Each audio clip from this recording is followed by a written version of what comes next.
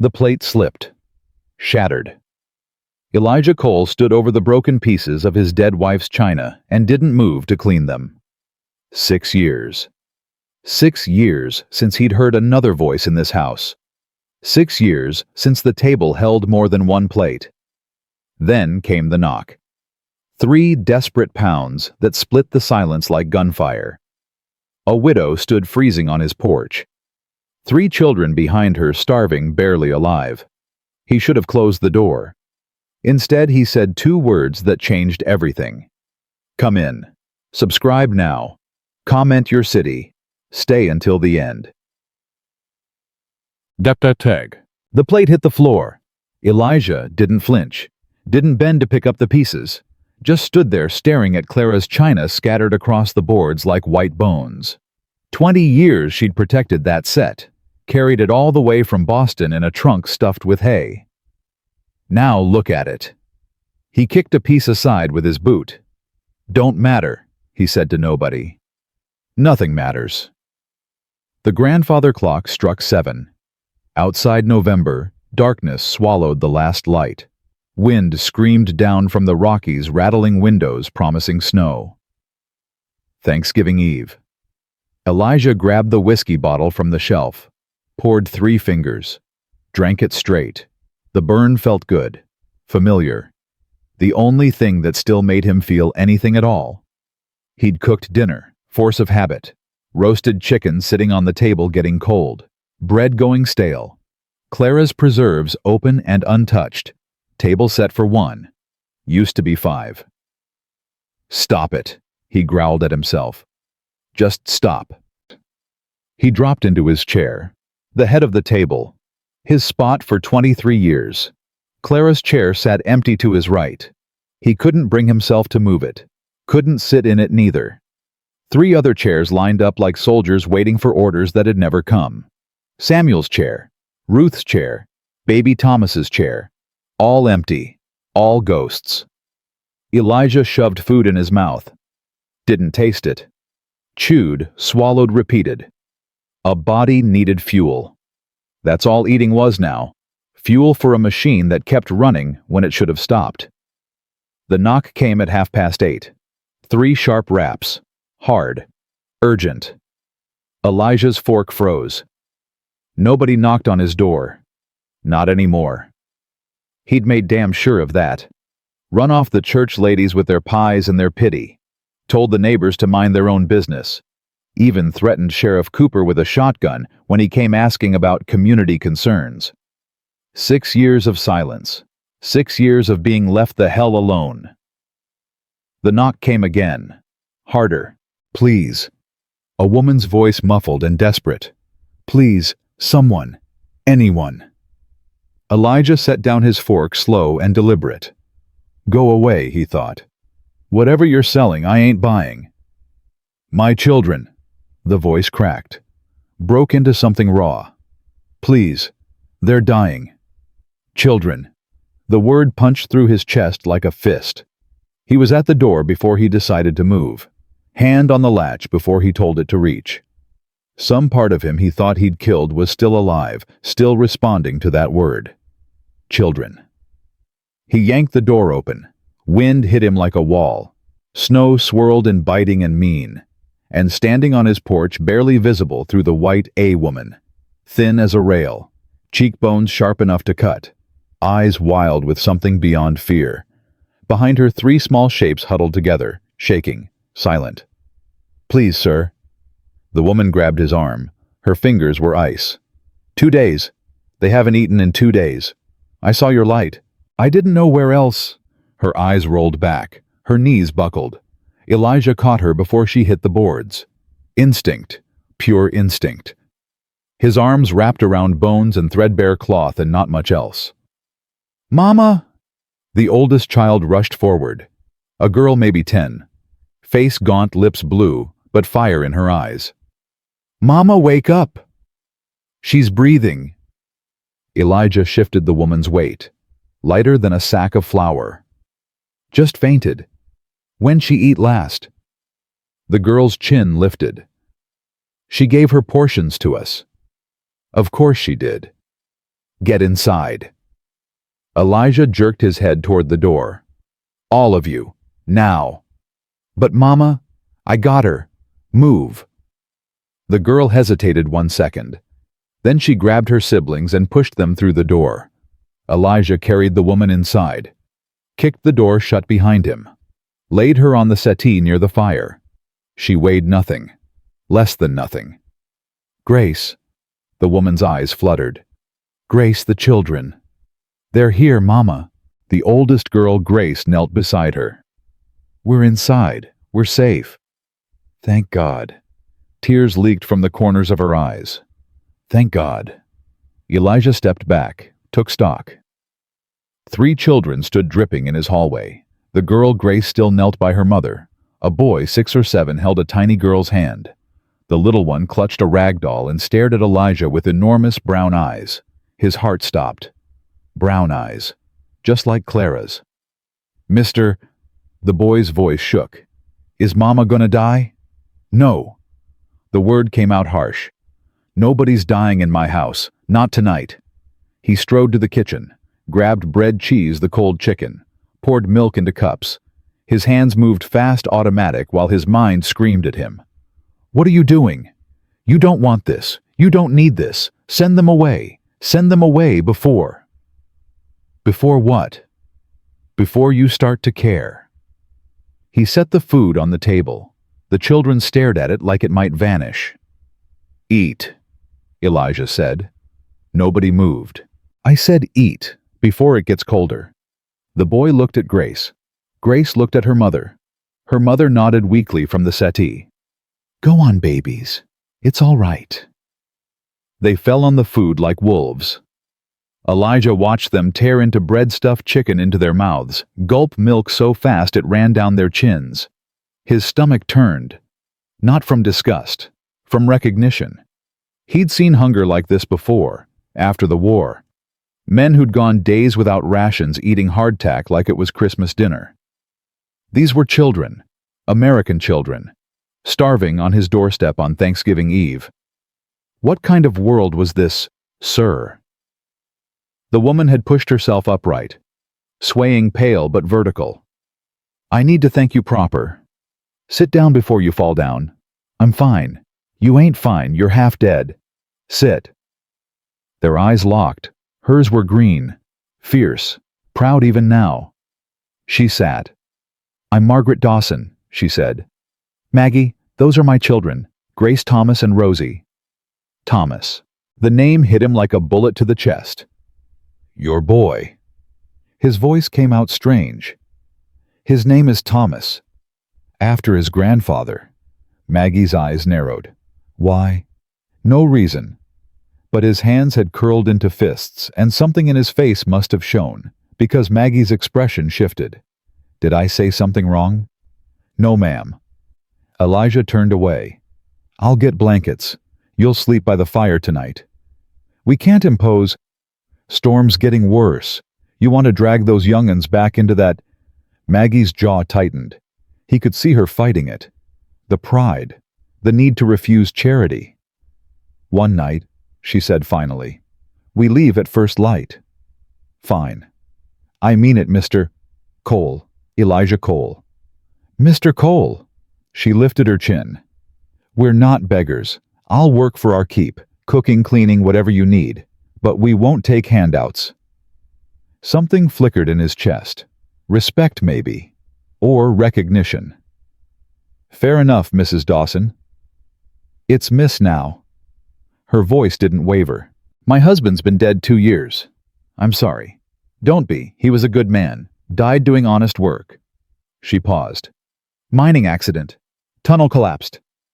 Elijah nodded, said nothing. What was there to say? Little Rosie wandered over, ragdoll dangling from her fist. She stopped in front of Elijah and stared up at him. "You're big," she announced. "Rosie." Grace hurried over. "Don't bother the man." "She ain't bothering me." Rosie tilted her head. "Why do you look sad?" The question caught him off guard. He opened his mouth, closed it. "Rosie, that's rude." Maggie's voice was sharp. But Mama, he does look sad. His eyes are sad. Elijah knelt down, brought himself to the little girl's level. Those brown eyes stared into his innocent and knowing all at once. Maybe I am sad, he heard himself say. Maybe I've been sad a long time. Why? Rosie. Because I lost people. Elijah's throat tightened. People I loved very much. Rosie considered this with the gravity of a philosopher. I lost my daddy, she said. I was sad too. But Mama says he's in heaven watching us. Maybe your people are watching you too. Something cracked inside Elijah's chest, something that had been frozen solid for 6 winters. He stood abruptly, turned away before anyone could see his face. I'll get those blankets. He fled upstairs. The room at the end of the hall had been Samuel's. Elijah hadn't opened that door in 6 years, hadn't touched the latch, hadn't even walked past it if he could help it. Tonight he stopped in front of it. His hand reached for the handle. Stopped. Reached again. Don't, he whispered. Don't do this to yourself. But the door opened anyway. His hand moved without permission. Samuel's bed still made. Samuel's toys still arranged on the shelf. Samuel's clothes still hanging in the wardrobe. Everything exactly as it was the morning they buried him. Elijah's knees hit the floor. God!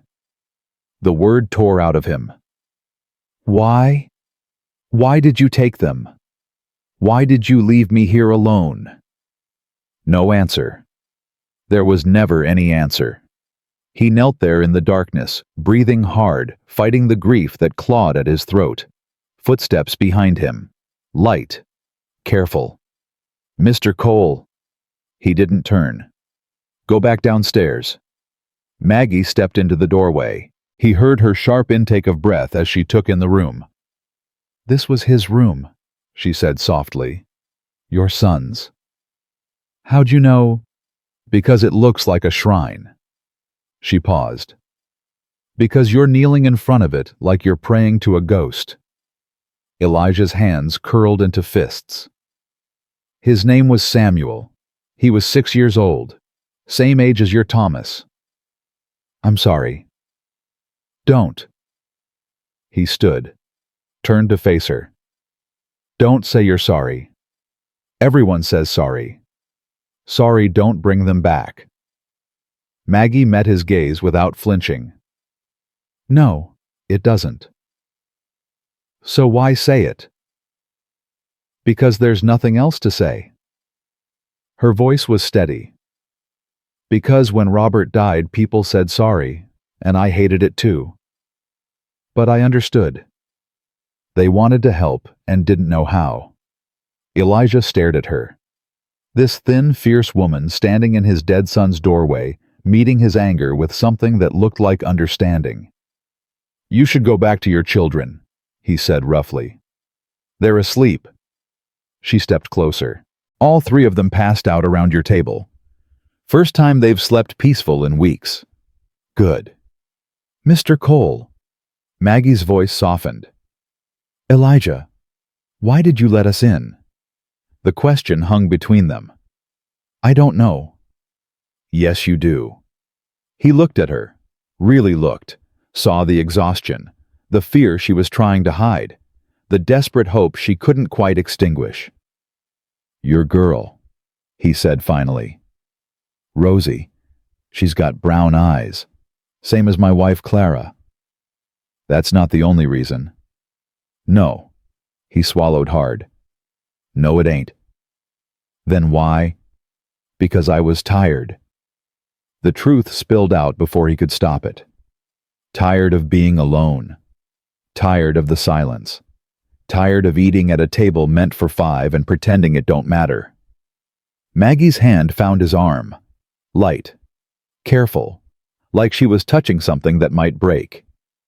We'll be gone tomorrow. What if I don't want you to go? The words hung in the air. Dangerous. Terrifying.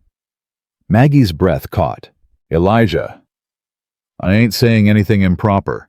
His voice was rough. I'm just saying, This house is too big for one man. Been too big for 6 years. We're strangers. Strangers who knocked on my door when I needed someone to knock." He paused. Maybe that ain't coincidence. Maggie was quiet for a long moment. "Let's get through the night first," she said finally. "Tomorrow we'll talk proper, when we're not standing in your dead son's room." Elijah nodded. She was right. This wasn't the place. "I'll get those blankets." "Thank you." She turned to leave. Stopped. "Elijah." "Yeah. Whatever you decide tomorrow, thank you. For tonight. For not turning us away." Her voice wavered. "You're the first person in 3 weeks who's shown us kindness." She disappeared down the hall before he could respond. Elijah stood alone in Samuel's room. The moonlight caught the dust motes floating in the air. The wooden horse on the shelf gleamed dully. He picked it up, ran his thumb over the worn mane. "What do I do, son?" he whispered. "What would you want me to do?" The horse didn't answer. Toys never did. But somewhere in the silence, Elijah heard Samuel's laugh. Bright and clear and full of joy. He put the horse back on the shelf, stood straight, squared his shoulders. 6 years was long enough to grieve. Maybe it was time to start living. Yeah. Morning came brutal and white. Elijah woke to voices. Children's voices drifting up through the floorboards. He lay still, disoriented. For one cruel moment he thought, but no, those weren't his children. His children were dead. These were Maggie's children, the strangers, the ones who'd knocked on his door and cracked something open inside him. He dressed quick, splashed water on his face, looked in the mirror, and barely recognized the man staring back. Something in his eyes had changed. He couldn't name it. Downstairs chaos reigned. Maggie stood at his stove frying bacon. Grace set plates on the table. Thomas sat on the floor near the fireplace playing with something in his hands. Elijah's blood went cold. The wooden horse. Samuel's wooden horse. "Where'd you get that?" His voice came out harder than he meant. Thomas flinched, scrambled to his feet. "I found it, sir.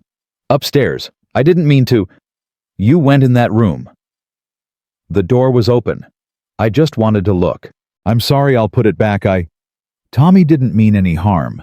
Maggie stepped between them, protective. "He's curious about everything. I'll make sure he asks permission from now on." Elijah's hands shook. His chest felt tight. That horse, Samuel's horse, in a stranger's hands. Thomas held it out, trembling, scared. "I'm sorry, mister. Here, take it back." Elijah looked at the boy. Really looked. Gap-toothed smile even through the fear. Eager eyes. Messy hair that stuck up in the back just like Samuel's used to. "Keep it." The word surprised everyone, including Elijah. "Sir." "I said keep it." His voice was gruff. "Toys are meant to be played with. Been sitting on that shelf gathering dust for 6 years. About time someone used it." Thomas's face lit up like sunrise. "Really, you mean it?" "I don't say things I don't mean, boy." "Thank you." Thomas clutched the horse to his chest. "Thank you, thank you, thank you." He dropped to the floor and made it gallop across the boards, adding sound effects that echoed in the rafters. Elijah watched him play, his throat tight, his eyes burning. "That was kind of you." Maggie's voice was soft beside him. "I know that wasn't easy." "Nothing's easy." He cleared his throat. "Coffee ready." "Just finishing." She handed him a cup. Their fingers brushed. Neither mentioned it. "Storm didn't clear," Elijah said, looking toward the window. White swirled against the glass, thick and relentless. "I noticed. Could be days before it lets up." "Could be." Maggie's voice was careful. "We'll impose as little as possible." "You ain't imposing." "Elijah, sit down." He pulled out a chair. "Eat breakfast. Stop arguing with me." Grace giggled from across the room. "Mama never stops arguing." "Grace." "It's true. Papa used to say you were stubborn as a mule. Your papa was right. Maggie's lips twitched, almost a smile, but that don't mean you should repeat it. They sat together, 5 people around a table meant for 5. The irony wasn't lost on Elijah. Thomas chattered through breakfast. Questions tumbled out of him about the horses, the cows, the land, the snow. Grace tried to shush him. Rosie made her ragdoll dance between bites. Maggie caught Elijah's eye across the table. "This is the most they've talked in weeks," she said quietly. "Usually they're too tired, too scared." "Scared of what?" "Everything." Her voice dropped. "Being hungry, being cold, being turned away." Elijah's jaw tightened. "They ain't getting turned away here." "Elijah, I mean it." He set down his fork. "Storm or no storm, you ain't leaving until those young'uns are fed proper and rested proper. That's final." Maggie studied him for a long moment. Something shifted in her expression. "Why are you doing this?" "Doing what?" "Being kind. You've spent 6 years pushing everyone away. I can see it in this house, feel it. So why us? Why now?" Elijah didn't have an answer, not one that made sense. "Maybe I'm tired of pushing," he said finally. "Maybe I forgot why I started." Rosie tugged at his sleeve. "Mr. Elijah." "Yeah, little one." "Can I see the horses?" "Rosie, don't bother. After breakfast." Elijah cut Maggie off. "We'll all go to the barn. I could use help with the chores." Thomas's head snapped up. "Really? We can help." "You want to learn how to milk a cow?" "Yes, more than anything." "Then finish your eggs and we'll see what you're made of." The boy attacked his plate with renewed vigor. Maggie shook her head. "You're going to regret that offer." "Probably." Elijah almost smiled. "But regret's better than silence." The barn was cold, but dry. Thomas bounced beside Elijah, asking questions faster than anyone could answer. Grace walked quiet, observant. Rosie clung to Maggie's hand, her rag doll tucked under her arm. "This here's Dusty." Elijah led them to the first stall. Old and ornery but good-tempered. Thomas reached up to pet the horse's nose. "He's beautiful." Dusty's a mare." "She's beautiful." Elijah showed them the cows next. Bessie and her calf Martha. Showed Thomas how to position the bucket, how to grip the teats, how to pull in rhythm. The first squirt of milk hit the pail. Thomas whooped. "I did it! Mama, did you see I did it?" Maggie laughed. Actually laughed full and warm. "I saw baby. You're a natural." Elijah watched them. Mother and son grinning at each other over a milk pail. Something twisted in his chest. This was what he'd lost. This was what he'd been missing. Not just Clara and the children, but this. The noise, the life, the chaos of family. "Elijah." Grace had appeared beside him, quiet, serious. "Yeah? Thank you for the horse, for giving it to Tommy." "It's just a toy." "No, it isn't." Her eyes were too old for 10. "It was your son's. I know what that means." Elijah's throat tightened. "How'd you know?" "Because I have Daddy's pocket watch. Mama doesn't know. I took it before they buried him." Grace's voice didn't waver. "Sometimes I hold it when I'm scared. Makes me feel like he's still here." "Does it help?" "Sometimes." She paused. "Does it ever stop hurting missing them?" Elijah was quiet for a long moment. "No," he said finally. "But you learn to carry it, like a stone in your pocket, heavy at first. Then you get used to the weight." Grace nodded slowly. "Mama carries a lot of stones." "I know. She doesn't think anyone notices, but I notice." Elijah looked across the barn. Maggie was kneeling beside Thomas, helping him with the milking. Rosie sat on a hay bale making her ragdoll watch. "Your mama's a strong woman." "She had to be." Grace's voice hardened. After Daddy died, nobody helped. The neighbors said they would. They didn't. The church took up a collection. It wasn't enough. The bank wanted their money. Mama tried to pay. They took the farm anyway. Where were you heading before the storm? Anywhere. Grace shrugged. Mama heard there was work in California. Picking fruit, cleaning houses, whatever we could find. That's a long way to walk. We had a mule. It died 2 weeks ago. Her voice was flat. We've been walking since. Elijah's hands curled into fists. How long since your mama ate proper? She gives her food to us. Grace looked away. She thinks we don't notice that neither. I noticed. So did I. They stood in silence. The sounds of the barn filled the space. Cows lowing. Thomas chattering. Rosie singing to her doll. Mr. Elijah, just Elijah. Elijah. Grace hesitated. Are you going to send us away? The question hit him like a physical blow. What makes you ask that? Because everyone else did. The neighbors, the church, the people in every town we passed through. Her voice cracked, just barely. Mama always says we'll find somewhere, but we never do. And Tommy and Rosie are so tired, and I don't know how much longer. She stopped, swallowed hard, blinked back tears she was too proud to let fall. Elijah knelt down, brought himself to her level, looked her straight in the eyes. Listen to me, he said. Listen careful. I ain't sending you nowhere. Not today. Not tomorrow. Not until your mama's fed and rested and ready to decide what she wants to do next. You understand? Grace stared at him, searching his face for lies. You promise. I promise. People break promises. Some do. Elijah's voice was firm. I don't. Grace was quiet for a long moment. Then she nodded. Okay, she whispered. Okay. She didn't cry, but when she walked back to her mother, her shoulders were straighter. Some of the weight had lifted. Elijah stood alone watching them. 4 strangers in his barn. 4 lives he hadn't asked for.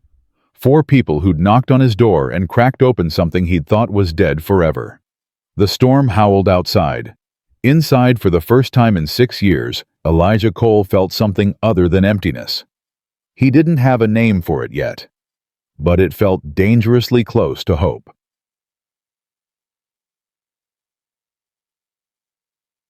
That night, after the children were asleep, Maggie found him on the porch. He stood with his back to the door, whiskey in hand, watching the snow fall. You'll freeze.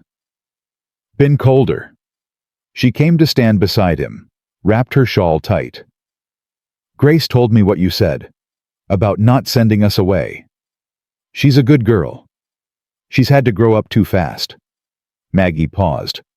They all have. They stood in silence. The wind bit at their faces. Can I ask you something? Maggie said finally. Ask. Your wife, Clara, how'd she die? Elijah's grip tightened on his glass. Same thing that took the children. Diphtheria. Came through the valley like a plague. Took half the families in the county. But not you. No. His voice was bitter. Not me. God's little joke. Take everyone a man loves and leave him standing. You think God did this to punish you? Don't know what else to think. Maggie was quiet for a moment. After Robert died, I was angry at God too. Screamed at him. Cursed him. Asked him why he'd take a good man and leave me alone with 3 children. What did he say? Nothing. She almost smiled. God never answers the hard questions. Then why keep asking? Because the asking is all we have. She turned to face him. And because maybe the answer isn't in words. Maybe it's in moments. Like tonight. Like finding your door in a blizzard. Elijah looked at her. Moonlight caught the tears on her cheeks. You think God sent you to my door? I don't know. Her voice was honest, raw. But something did. And whatever it was, I'm grateful." He wanted to touch her, comfort her, pull her close, and tell her everything would be all right. But it was too soon, too fast, too much. "We should get inside," he said gruffly. "Storm's getting worse." Maggie nodded, wiped her eyes. "Elijah. Yeah. Thank you. For today. For the children. For—" She stopped. Started again. "For being the first person in a long time to treat us like we matter." His chest ached. "You matter," he said quietly. "All of you." She held his gaze for a long moment. Then she turned and walked inside. Elijah stayed on the porch. Let the cold bite into him. Let the snow sting his face. Clara's face flashed in his mind. Then Samuel's. Ruth's. Baby Thomas's. 4 graves in the churchyard. 4 headstones he hadn't visited in years. "I don't know what I'm doing," he whispered to the darkness. "I don't know if this is right or wrong or crazy." The wind howled. No answer came. "But I'm tired of being dead while I'm still breathing. So whatever this is, I'm gonna see it through." He finished his whiskey, set the glass on the railing. Inside, 3 children slept in beds that had been empty too long. A woman who understood loss sat by the fire, probably thinking thoughts he couldn't guess. And Elijah Cole, who had spent 6 years building walls, felt the first one begin to crumble. Tomorrow would bring decisions, complications, the rest of the world pressing in. But tonight his house was full, and for the first time in 6 years, that felt like enough. The second morning broke colder than the first. Elijah woke before dawn, same as always. But this time he lay still, listened. Somewhere below, floorboards creaked. Someone was already awake. He dressed quick and headed downstairs. Maggie stood at the window, arms wrapped around herself, staring at the white world outside. She didn't turn when he approached. "Couldn't sleep," she said quietly. "Me neither. I keep thinking about what happens next." Her voice was thin, tired. "The storm has to end sometime, and when it does, don't worry about that now. I have to worry about it."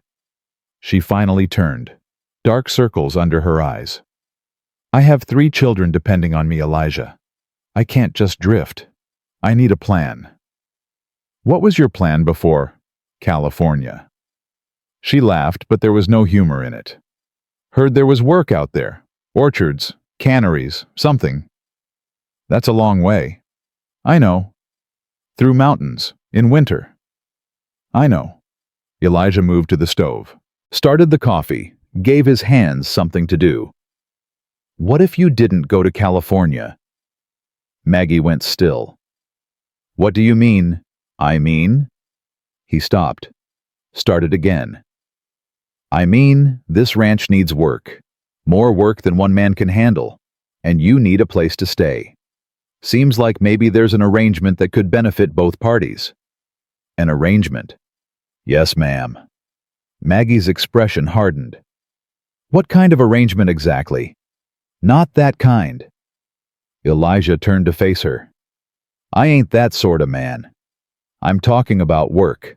Honest work. You cook, clean, help with the house. I provide room and board for you and the children. Everything proper. Everything respectable. People would talk. People always talk.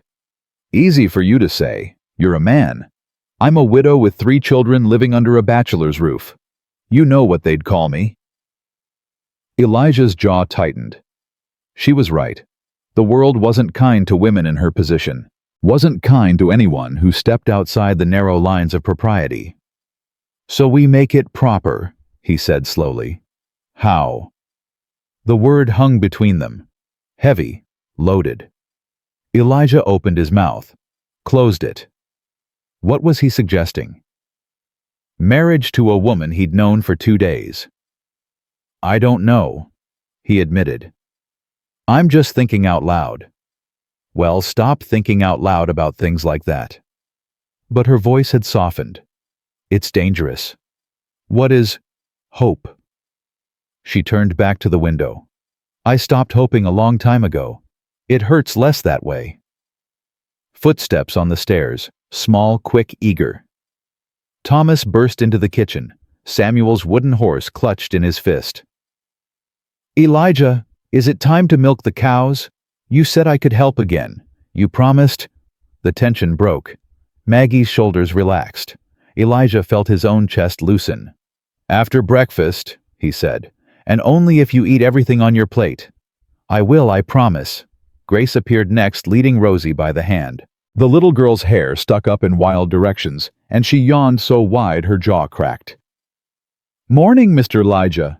Morning, little one. Sleep good. Dreamed about horses. Rosie climbed into a chair. Big ones. They could fly. Flying horses, huh? Uh-huh. And you were riding one. And Mama was riding one too. And we all flew to a castle made of clouds. Elijah's throat tightened. He busied himself with the coffee pot. Sounds like a good dream. It was the best dream. They ate breakfast together, same as yesterday. Same chaos, same noise, same life-filling spaces that had been empty too long. But something was different now. A current running beneath the surface. Elijah felt it every time his eyes met Maggie's across the table. She felt it too. He could tell by the way she looked away. After the meal, he took Thomas to the barn as promised. The boy chattered the whole way, questions tumbling out faster than Elijah could answer. How long have you had Dusty? Does she like carrots? Can I ride her someday? How do you make a horse go fast? Do horses sleep standing up? My friend Billy said they do, but I didn't believe him. Was he right? Slow down, boy. Elijah held the barn door open. One thing at a time. Sorry. Thomas didn't look sorry. Mama says I talk too much. Your mama's right. I know, he grinned. But I can't help it. Everything's so interesting. Inside the barn, Elijah showed him the morning routine, feeding the horses, checking the water, mucking the stalls. Thomas threw himself into every task with fierce concentration. You're a hard worker, Elijah said. Daddy always said hard work makes a man. Thomas's voice dropped. I want to be a man like Daddy was. What was your daddy like? Big, strong. He could lift me all the way over his head. The boy's eyes went distant. He smelled like coal and sweat, and he told the best stories at bedtime, about knights and dragons and brave heroes who saved princesses. Sounds like a good man. He was the best man. Thomas's voice cracked. I miss him. Every day. Elijah knelt down, looked the boy in the eyes. I know something about missing people. Your son. My son. My wife. My daughters. You had daughters too. Two. Ruth and baby Clara, named after her mama. Thomas was quiet for a moment. Processing. That's a lot of people to miss. It is. Does it ever stop hurting? Elijah thought about the question, really thought. No, he said honestly. But you learn to live with it. Like a scar. It's always there, but it don't bleed forever. Thomas nodded slowly. Then without warning, he threw his arms around Elijah's neck. The embrace caught him off guard. Small arms, fierce grip, a child's desperate need for comfort. Elijah froze. Then slowly his arms came up, wrapped around the boy's thin frame, held him close. I'm glad we found you. Thomas whispered against his shoulder. I'm glad we knocked on your door. Me too, son. The words slipped out before he could stop it. Me too. They stayed like that for a long moment, man and boy holding each other in a cold barn while the wind howled outside. When they finally separated, both of them pretended not to notice the wetness on the other's cheeks. Come on, Elijah said gruffly. Those cows ain't gonna milk themselves. Thomas grinned. Race you to Bessie's stall. He took off running before Elijah could respond. Elijah watched him go. His chest ached. But it was a different kind of ache now. Not the cold, dead pain he'd carried for 6 years. Something warmer. Something alive. He followed the boy into the barn.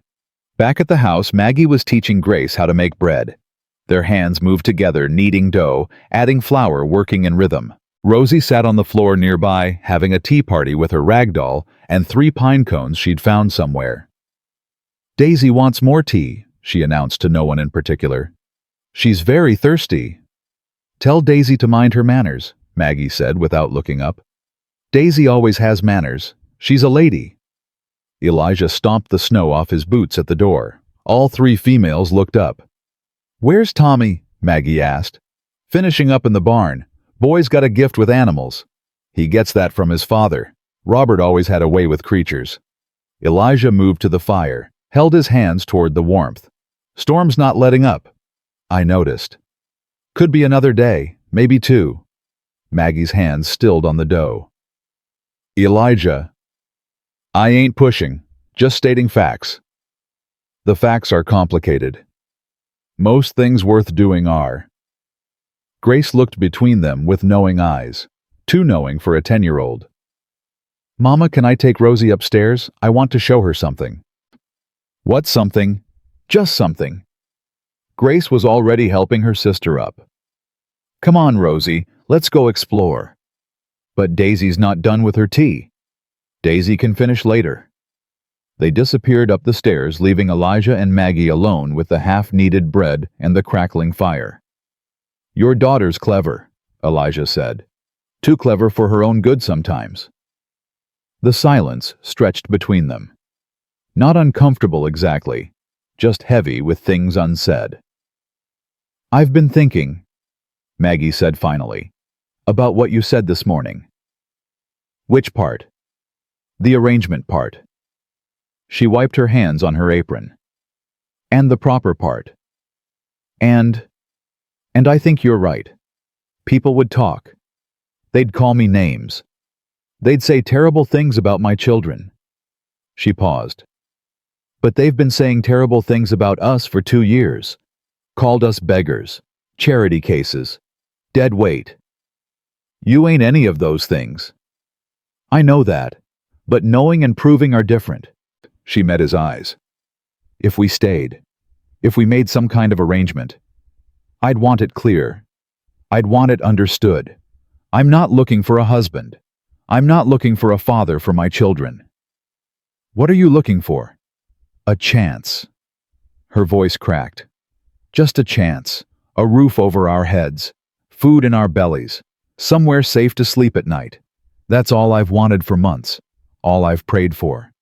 Then stay." "It's not that simple." "Why not?" "Because you're not a simple man, Elijah Cole." She stepped closer. "Because you've got demons just like I do, and mixing 2 broken people under one roof, that's a recipe for disaster. Or it's a recipe for healing. You don't know that." "No." He held her gaze. "But I know being alone hasn't healed me. I know silence hasn't fixed what's broken. I know 6 years of pushing people away hasn't made the hurt any less." Maggie's eyes glistened.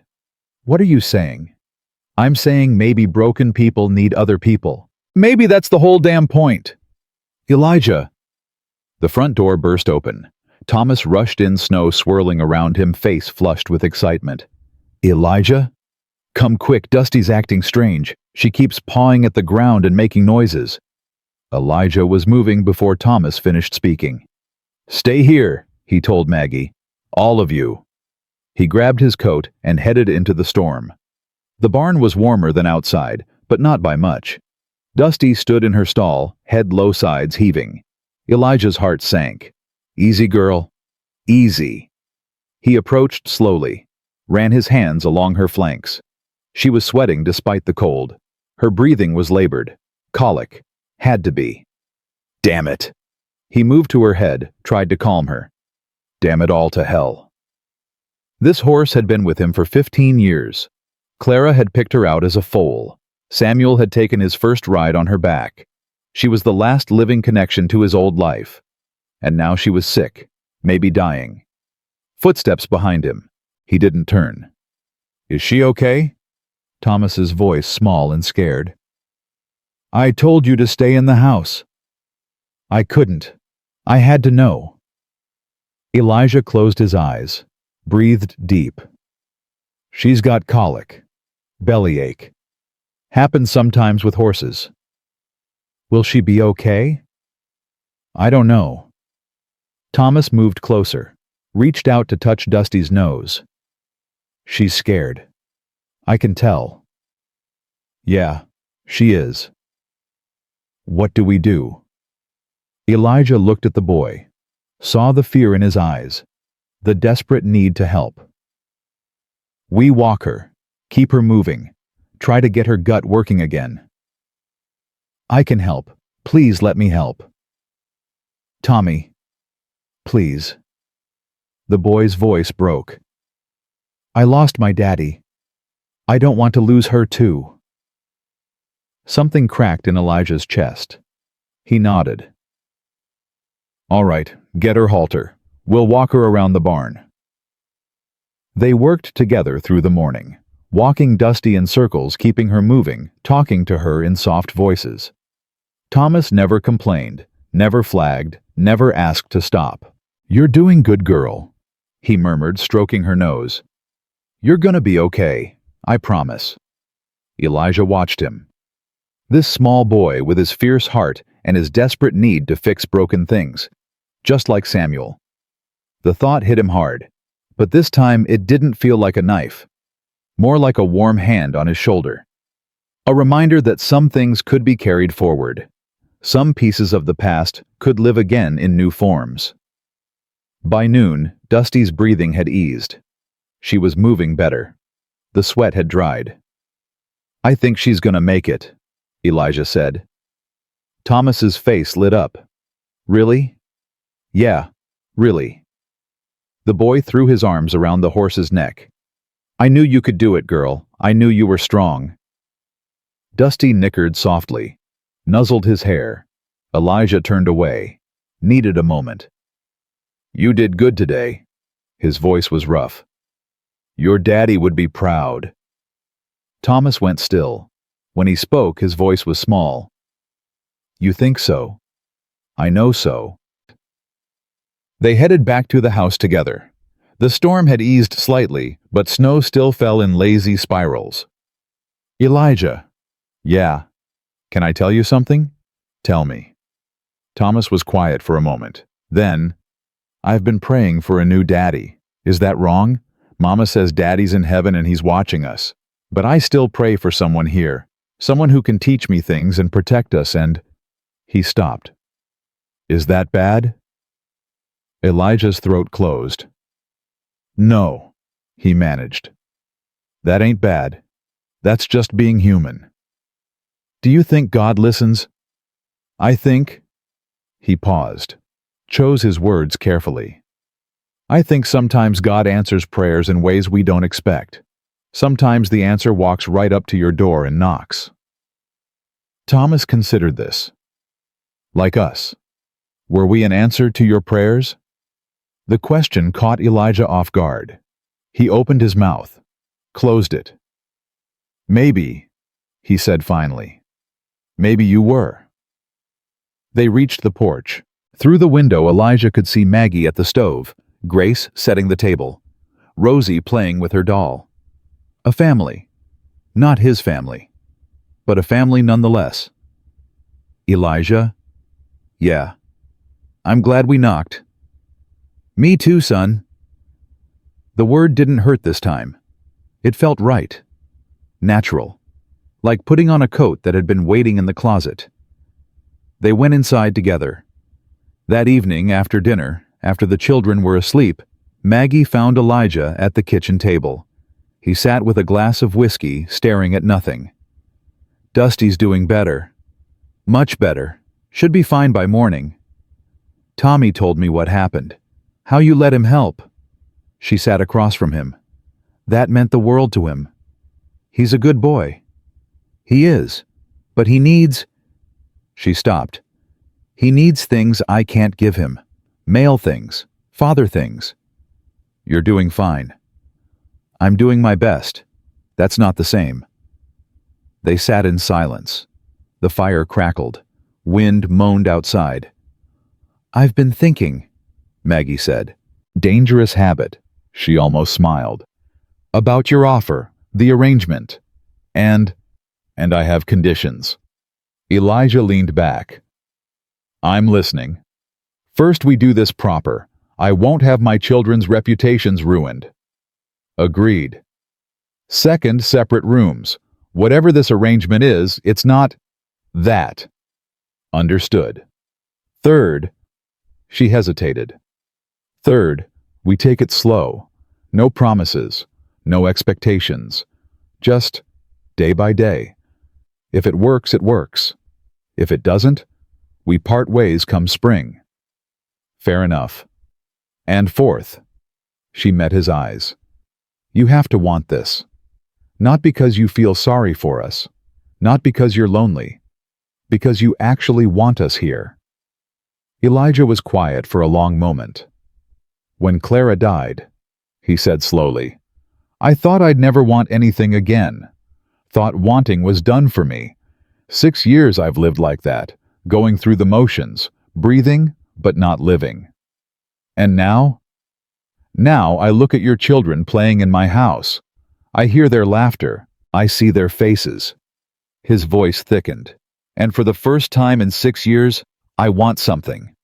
I want them to stay. I want to watch them grow. I want to be part of whatever comes next. Maggie's eyes shone with tears. And me? What do you want from me? Nothing you're not willing to give. He reached across the table. His hand covered hers. I ain't looking to replace Clara. Ain't looking for a wife or a sweetheart or anything like that. Just company. Partnership. Someone to share the silence with. That's all. For now, that's plenty. Maggie looked at his hand on hers. Didn't pull away. We'll stay, she said quietly. Through winter at least. See how it goes. That's all I'm asking. I know. She turned her hand over, laced her fingers through his. That's why I'm saying yes. They sat like that for a while. Hands joined across the table. Fire burning low. Snow falling outside. Something had shifted. Something had changed. Neither of them knew exactly what it was. Neither of them tried to name it. But when Maggie finally said goodnight and went upstairs, Elijah sat alone with his whiskey and felt something he hadn't felt in 6 long years. Peace. Not happiness exactly. Not yet. But something close to it. Something warm. Something real. The storm howled outside. Inside the house held its breath, waiting for whatever came next. And Elijah Cole, who had thought he'd never feel anything again, found himself looking forward to tomorrow. The fourth morning brought silence. Elijah woke to it and knew immediately something was wrong. No wind, no howling, no snow battering the windows. He crossed to the glass and looked out. Clear sky, pale winter sun. The storm had broken. His stomach dropped. Downstairs, he found Maggie already awake, standing at the same window, arms wrapped around herself. She didn't turn when he approached. It stopped, she said. I see that. Roads will be passable by tomorrow. Maybe today, if the sun holds. Maybe. She finally looked at him. Her eyes were red-rimmed. Had she slept at all? I know what we said last night. About staying through winter. About taking it slow. Her voice wavered. But in the daylight, everything looks different. Different how?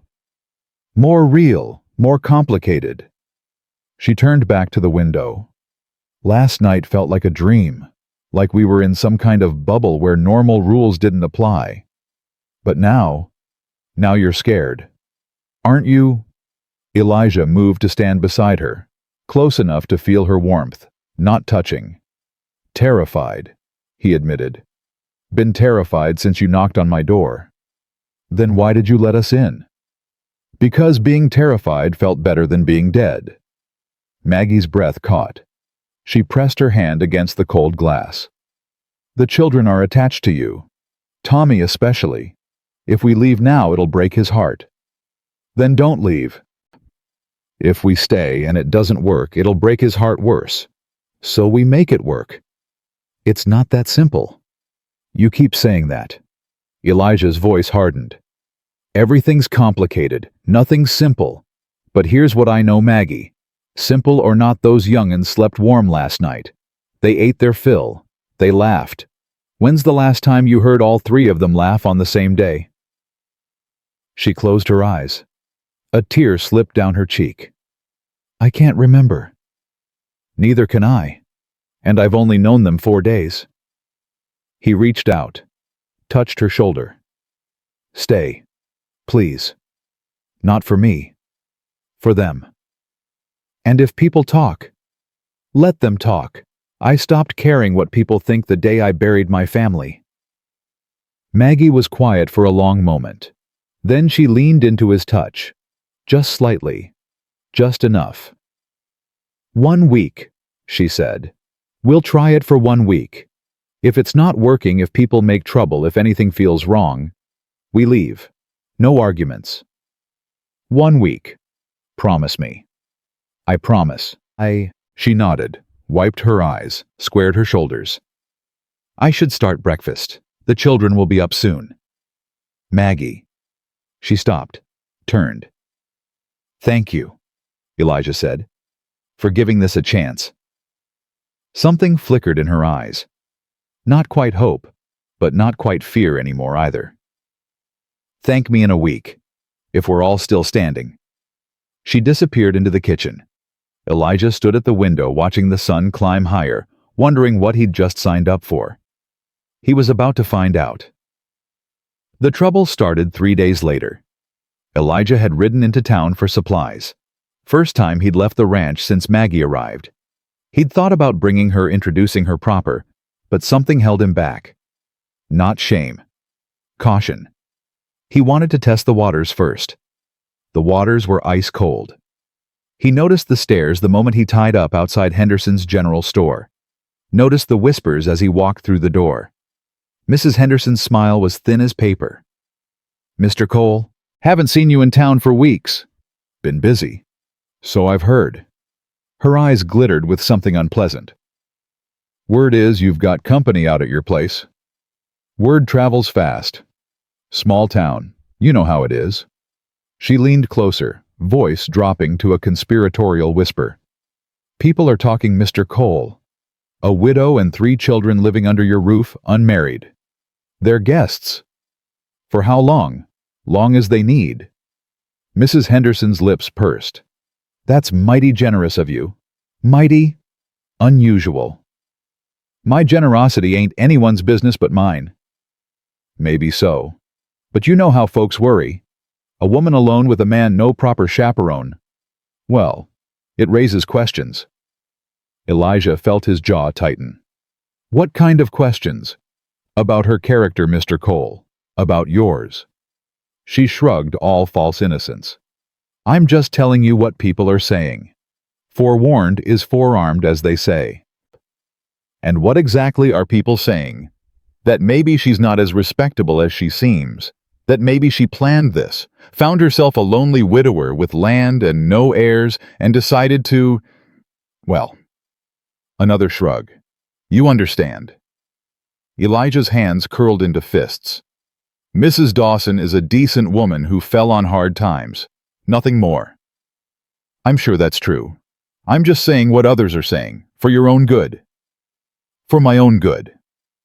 He leaned closer, his voice dropping to something cold and dangerous.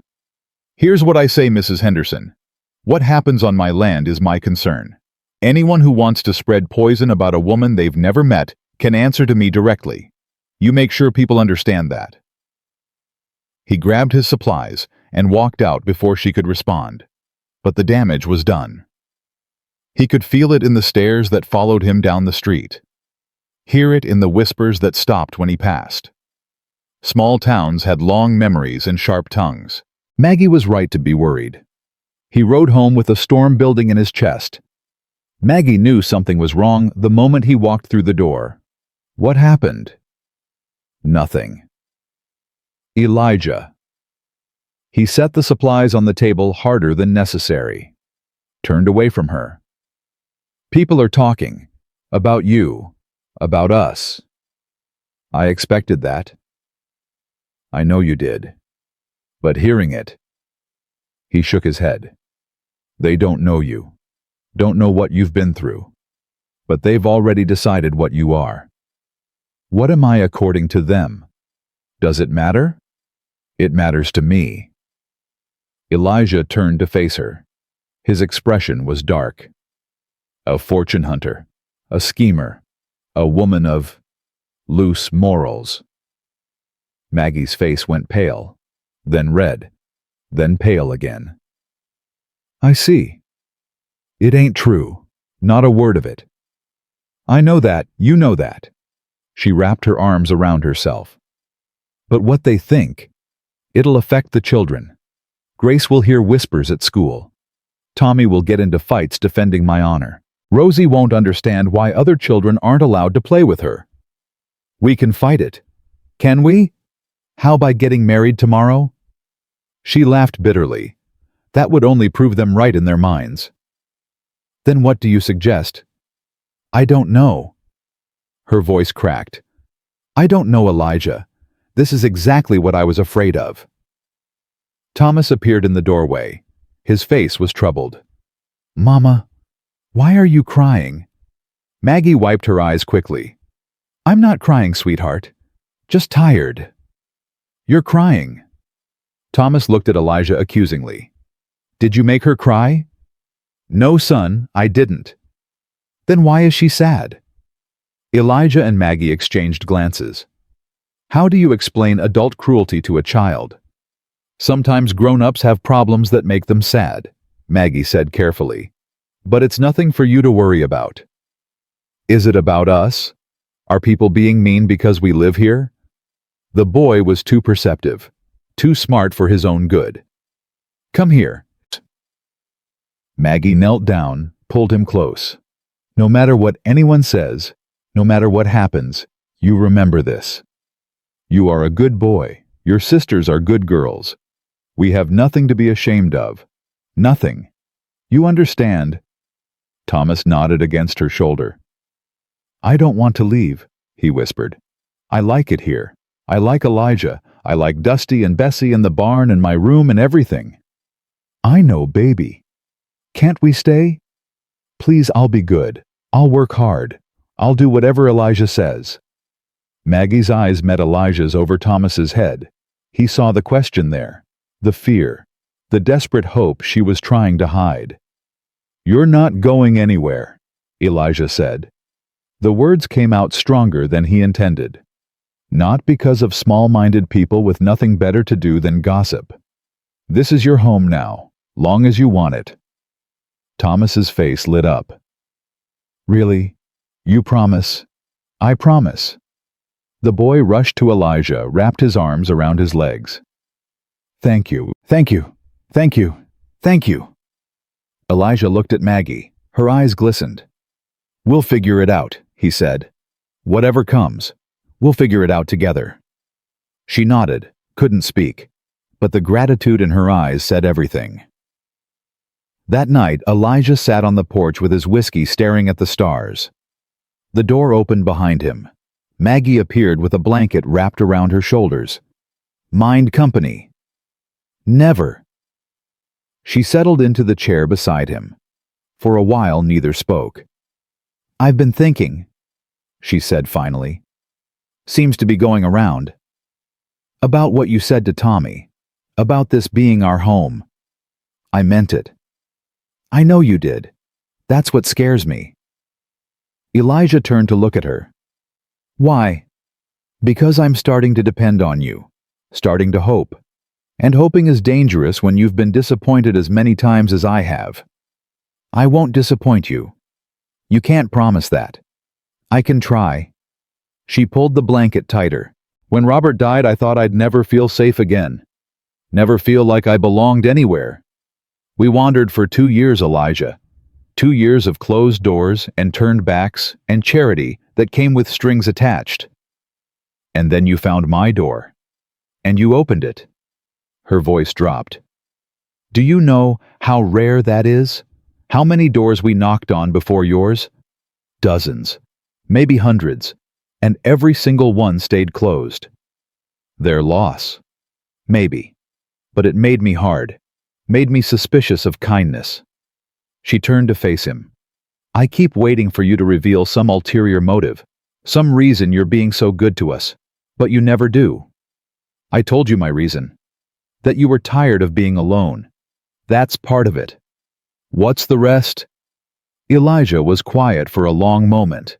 When he spoke, his voice was rough. When Clara died, when the children died, I wanted to follow them. Every day for the first year I thought about it. How easy it would be. One bullet, one rope, one walk into the winter without a coat. Maggie's breath caught. What stopped you? Cowardice mostly, fear of what comes after. But also, he paused. Clara made me promise. On her deathbed, she grabbed my hand and said, Don't die with us, Eli. Promise me you'll live. So you lived. No, I survived. There's a difference. He turned to look at her. You and your children. You're the first thing in 6 years that's made me want to do more than survive. The first thing that's made living feel possible again. Maggie's eyes filled with tears. Elijah? I ain't looking for gratitude. Ain't looking for anything. Just wanted you to know why. So when people talk, when they say ugly things, you'll know the truth. She reached out, took his hand. The truth is, you're a good man. Better than you know. Better than you believe. I ain't good. I'm just tired of being bad at living. Same thing sometimes.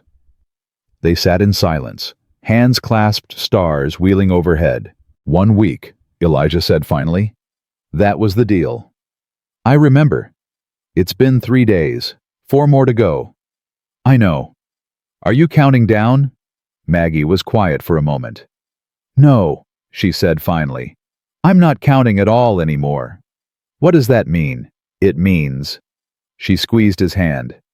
It means I'm done running, done looking for the next door to knock on, done hoping for something better when something good is right in front of me.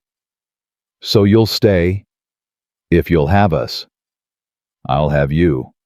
His voice was thick. All of you. For as long as you want. Even when it's hard. Especially when it's hard. She leaned her head against his shoulder. He let her. The night wrapped around them cold and clear and full of stars.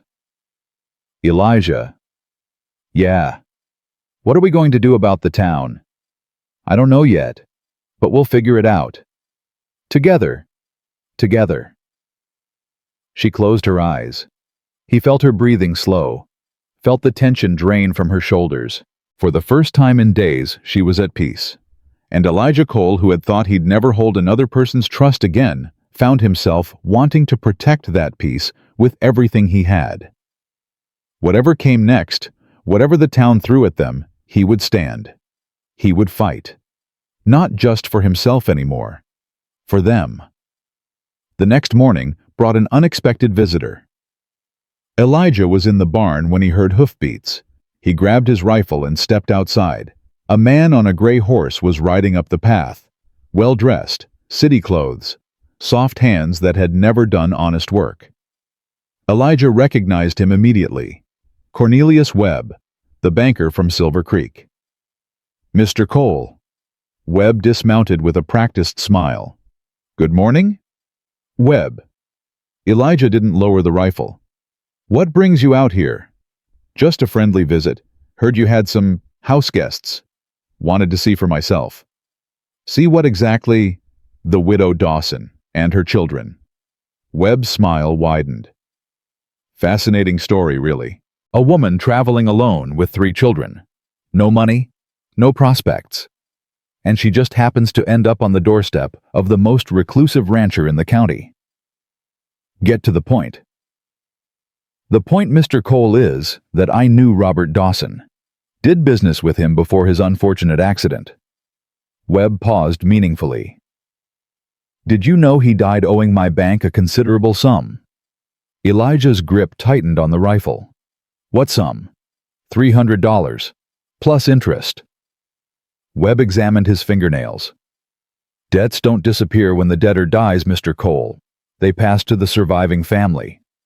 She's got nothing. You can't get blood from a stone. True, but there are other ways to settle accounts. Webb's eyes drifted toward the house.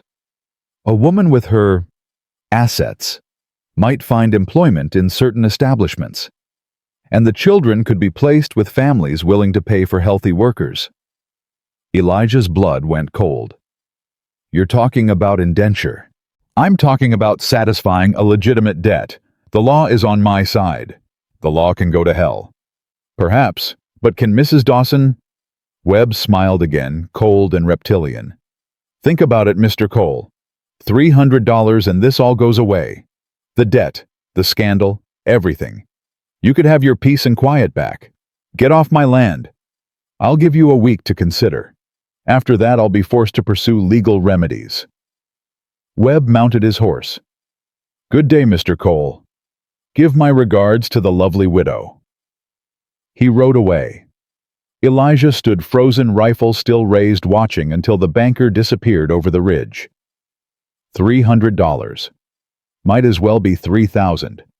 He didn't have that kind of money. Nobody did not in these parts, but he'd find it, somehow. Because over his dead body would Cornelius Webb touch a hair on those children's heads. He turned toward the house. Maggie stood in the doorway, face white as snow. You heard. I heard. Maggie.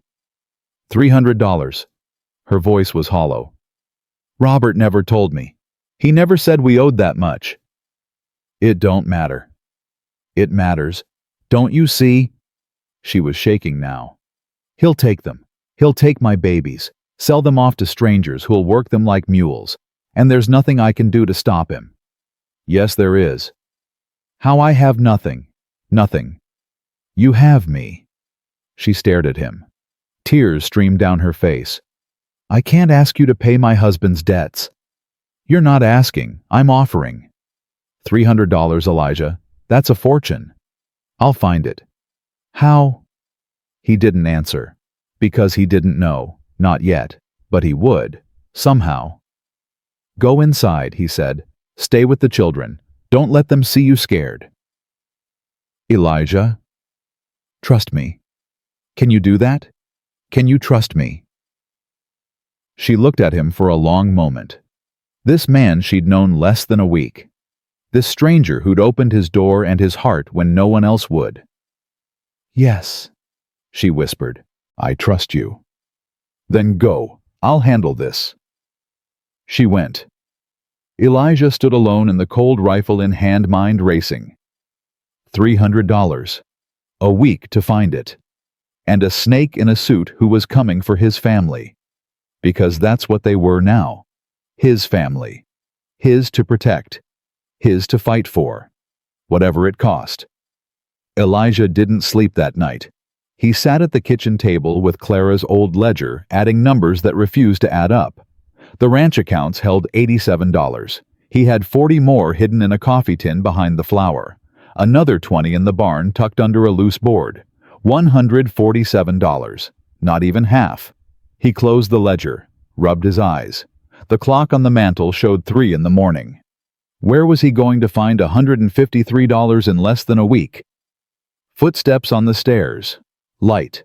Careful. You should be sleeping. Maggie appeared in the doorway, shawl wrapped tight around her shoulders. So should you. Can't. Too much thinking. She crossed to the table, looked at the ledger. The numbers scrawled on scraps of paper. How much do you have? Not enough. How much, Elijah? 147, give or take. Her face crumpled. She pressed her hand to her mouth. It's my fault. All of this. If we'd never knocked on your door. Stop. You'd be at peace. Alone maybe, but at peace. Now you're tangled up in my mess, losing sleep, risking everything. I said stop. He stood, took her by the shoulders. Listen to me. I spent 6 years at peace. Know what it got me? Nothing. Empty rooms, silent nights, a slow death dressed up as living. Elijah, you and those children woke me up, made me feel something again. That's worth more than money, worth more than peace. Tears spilled down her cheeks. She didn't wipe them away.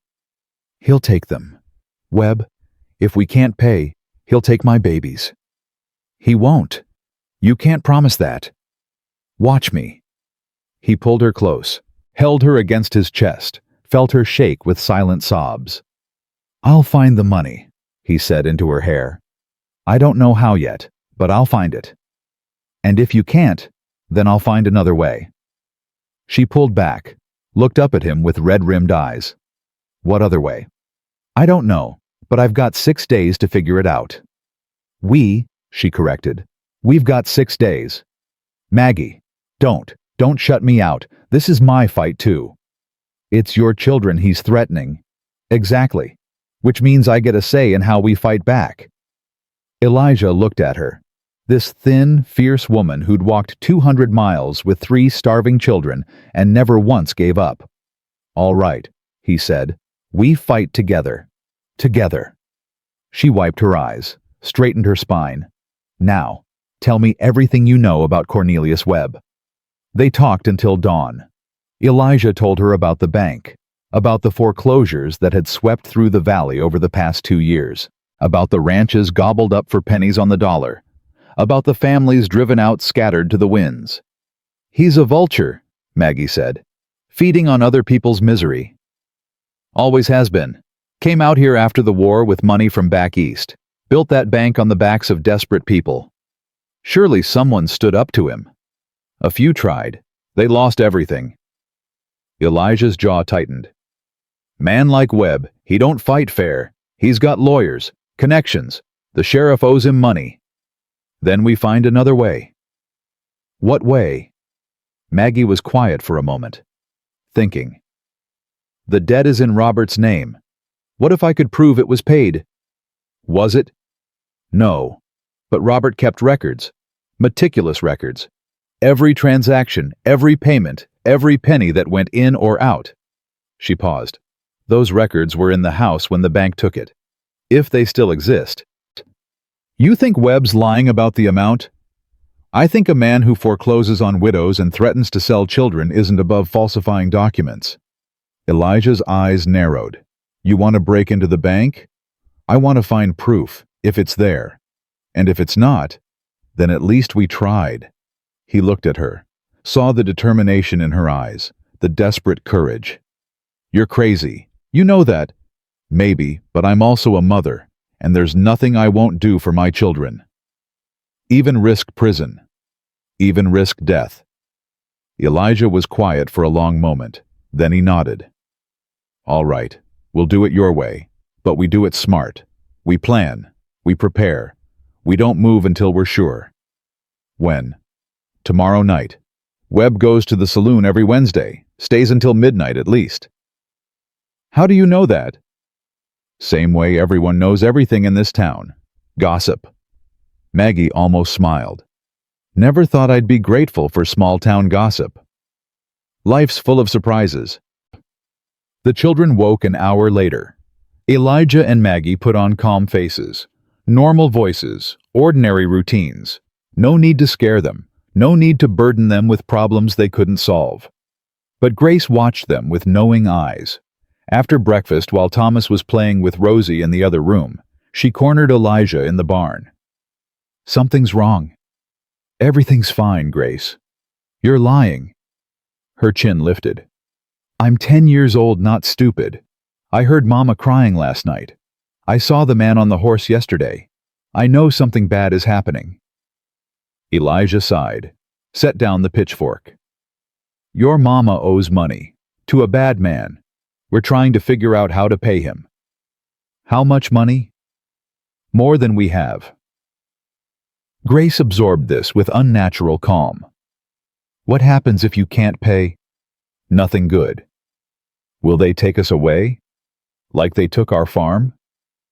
Elijah looked at this child, This girl who'd been forced to grow up too fast to know too much to carry burdens no child should carry.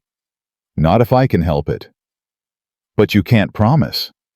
No, I can't. Grace nodded slowly. Daddy used to say promises were sacred, that you should never make one you couldn't keep. Your daddy was a wise man. He was, but he still died, and they still took our farm, and we still ended up with nothing. Her voice was steady, but her eyes glistened. Sometimes it doesn't matter how hard you try. Bad things happen anyway. Sometimes, but that don't mean you stop trying.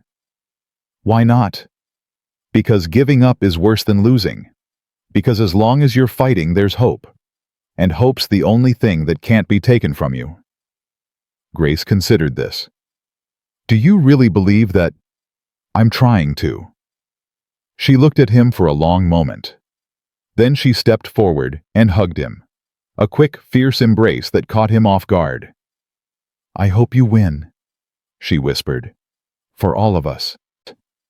Then she was gone, running back to the house, leaving Elijah alone with the weight of her trust pressing down on his shoulders. He had to win. Failure wasn't an option. Wednesday came cold and clear. Elijah spent the day preparing, checking routes, timing distances, going over the plan again and again until every detail was burned into his memory. Maggie was calm on the surface, but he caught her hands shaking when she thought no one was looking, caught her holding her children a little too long, a little too tight. You don't have to come, he said that evening. I can do this alone. No. Maggie. I said no.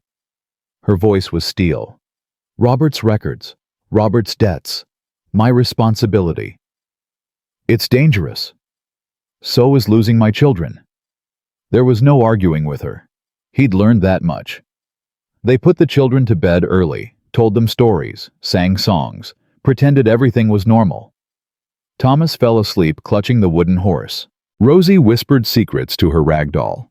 Grace watched them with old eyes, knowing more than she let on. Will you be back by morning? She asked quietly.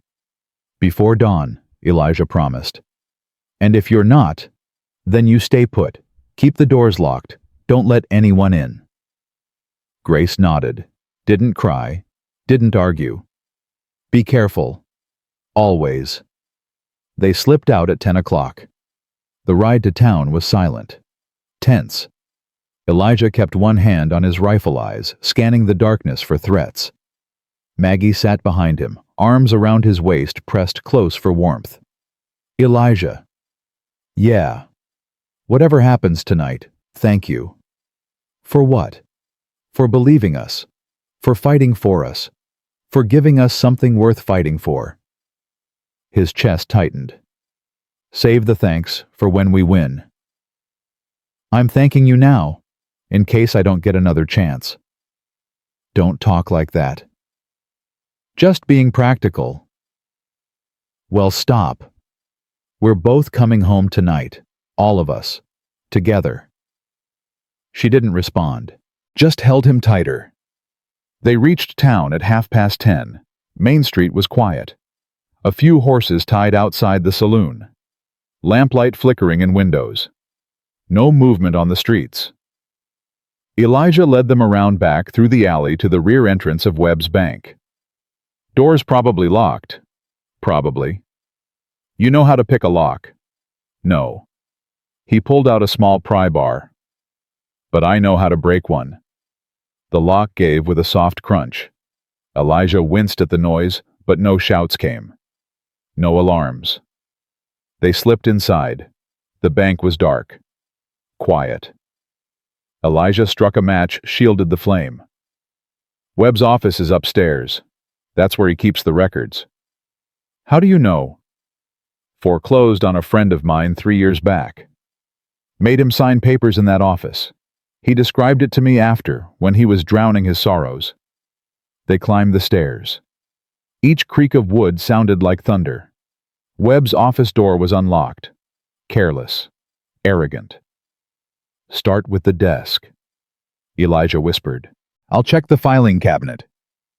They worked in near silence, shuffling papers, opening drawers, searching by matchlight for anything with Robert Dawson's name on it. "Elijah!" He turned. Maggie stood by the window, a folder in her hands. "Found it." She spread the papers on the desk. Loan documents, payment records, letters. "Look." Her finger traced a column of numbers. Robert made payments, regular payments, every month for 2 years. How much? $15 a month, $360 total. Her voice rose with excitement. "That's more than the original loan. Elijah, we don't owe him anything. Robert paid it off." "Then why is Webb claiming you owe—" "Because he's a thief." She grabbed more papers. "Look at this. The original loan was for $200. Robert paid back $360. Webb pocketed the extra and kept demanding more. Can you prove it?" "It's all right here. Dates, amounts, Robert's signature on every receipt." Elijah's heart pounded. "Take everything. Every document with Robert's name on it." Maggie was already gathering papers when they heard it. Footsteps. Coming up the stairs. Elijah grabbed Maggie's arm, pulled her toward the window. "Too late," she whispered. "We're trapped." The door swung open. Cornelius Webb stood in the doorway, a pistol in his hand. "Well, well, the lonely rancher and his whore, breaking into my bank like common thieves." Elijah pushed Maggie behind him. "We ain't thieves. We came for what's ours." "And what would that be?" "Proof that you've been cheating the Dawson family, that Robert paid his debts and you kept collecting anyway." Webb's smile didn't waver.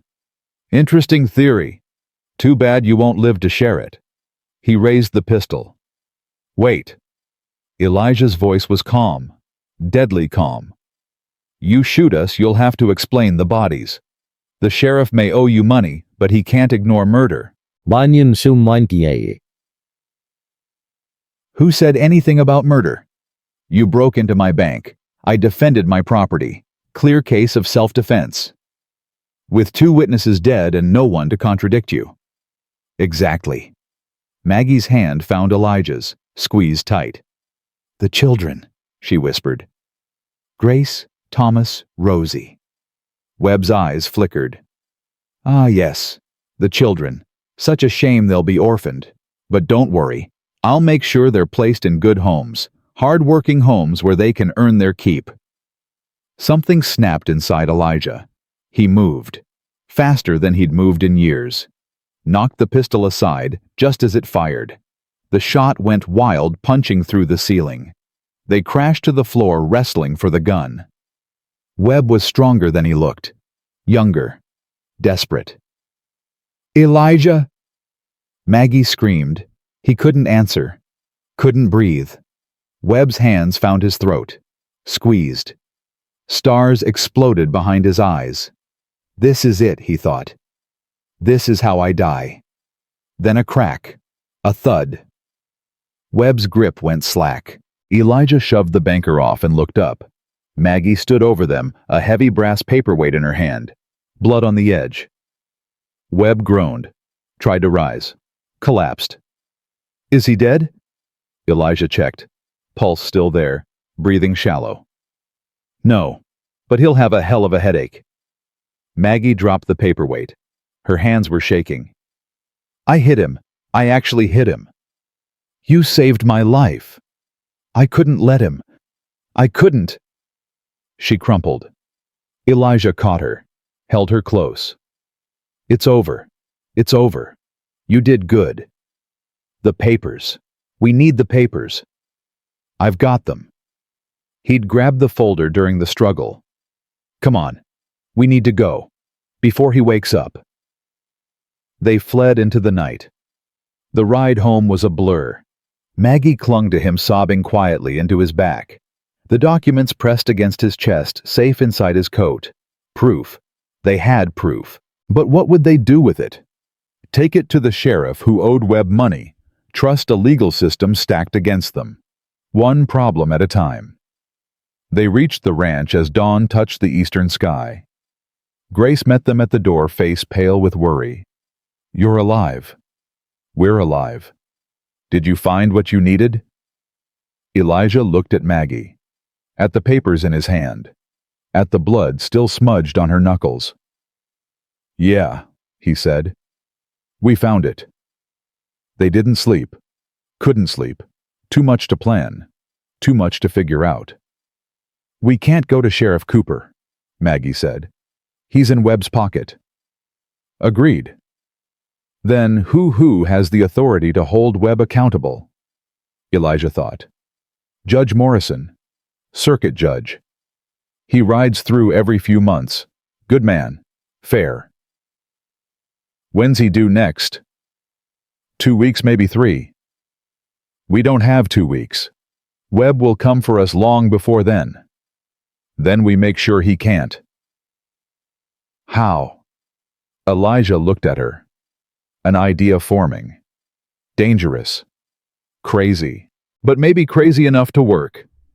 We tell everyone, not just the judge. Everyone. Every family Webb has cheated. Every rancher he's foreclosed on. Every person in this valley who suffered because of his greed. You want to start a mob? I want to start a reckoning. There's a difference. Maggie was quiet for a long moment. It could work, if enough people come forward, if enough of them have proof like ours. It's a risk. Everything's a risk. Are you willing to take it? She looked at him, at the papers spread across the table, at the future they were gambling on. Yes, she said. I'm willing. Thomas appeared in the doorway, rubbing sleep from his eyes. Mama, why are you up so early? Maggie opened her arms. He ran to her, climbed into her lap. Just planning, sweetheart. Just making plans. Good plans. I hope so. Thomas looked at Elijah. Are we going to be okay? Elijah met the boy's eyes, thought about the fight ahead, the risks, the possibilities. Yeah, son, he said. We're going to be okay. He meant it. Whatever came next, whatever they had to face, they'd face it together. A family. His family. Word spread faster than wildfire. Elijah rode out at dawn, visiting every ranch, every farm, every homestead within 20 miles. He carried copies of Robert's documents. He carried the truth. And one by one, people listened. Webb cheated you too. Old man Harrison stared at the papers, hands trembling.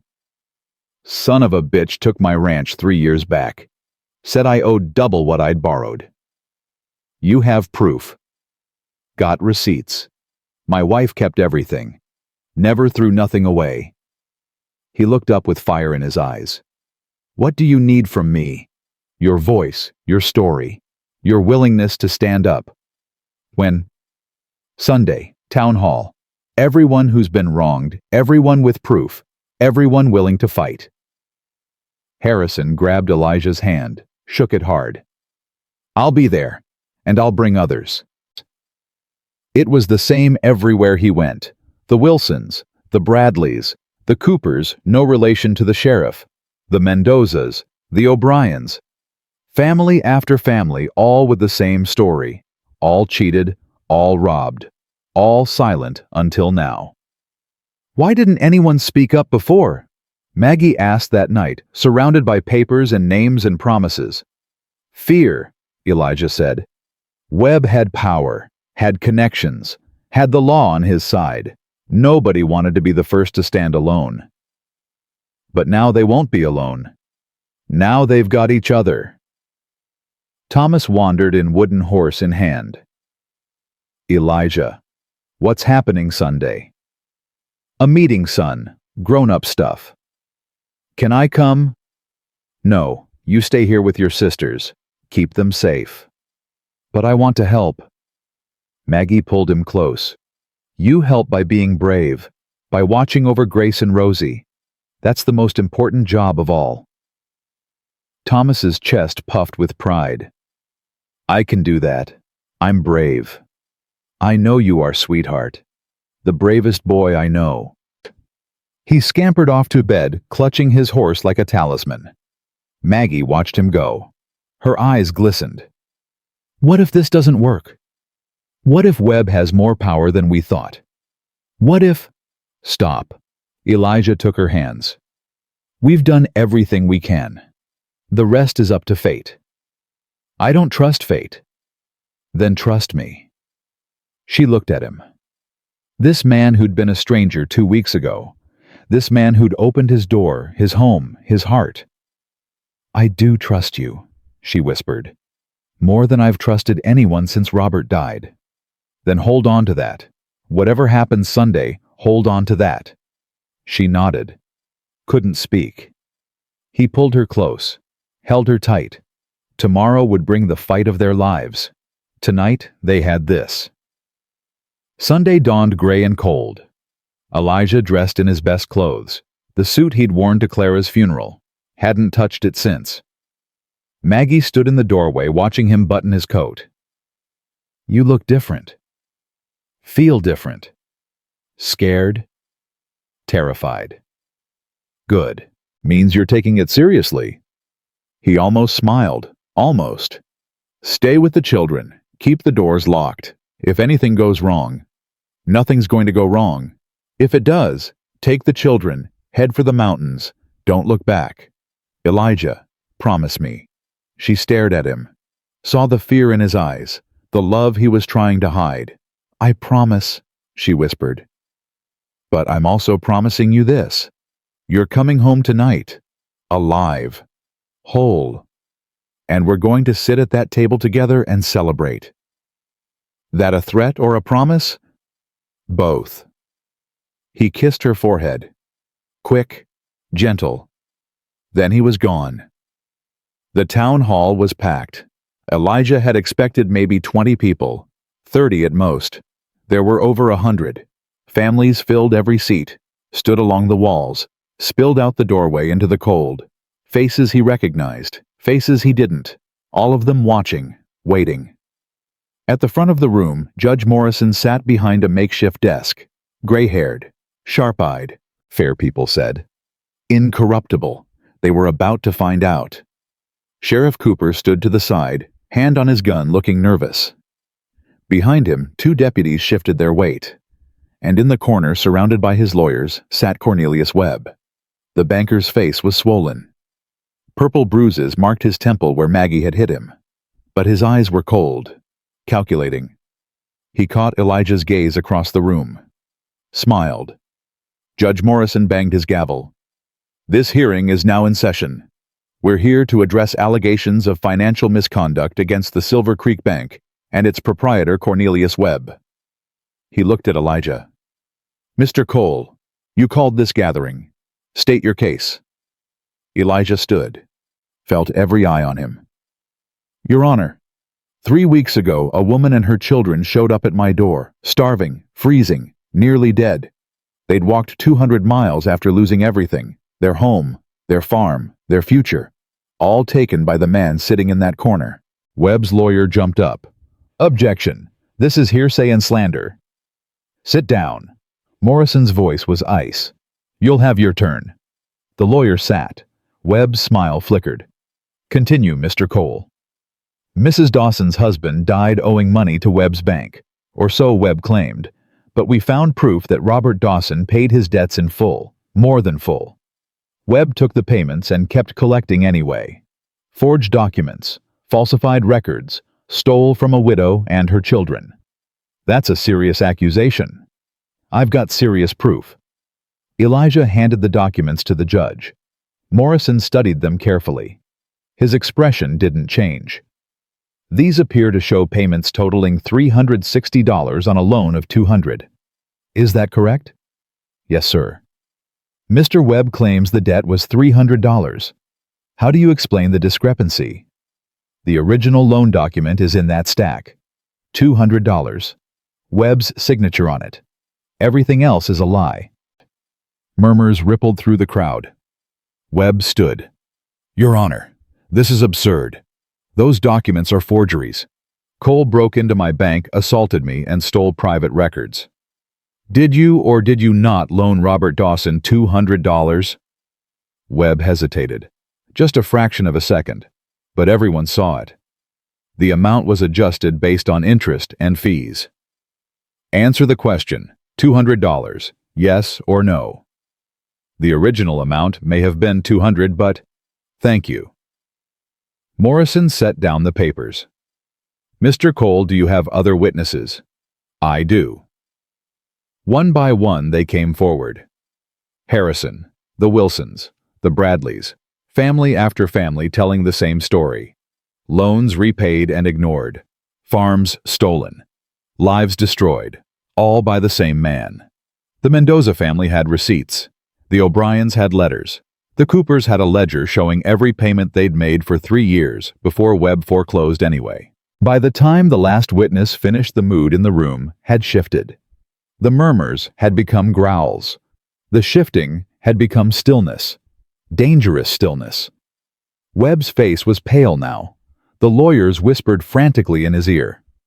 Judge Morrison removed his spectacles, cleaned them slowly, put them back on.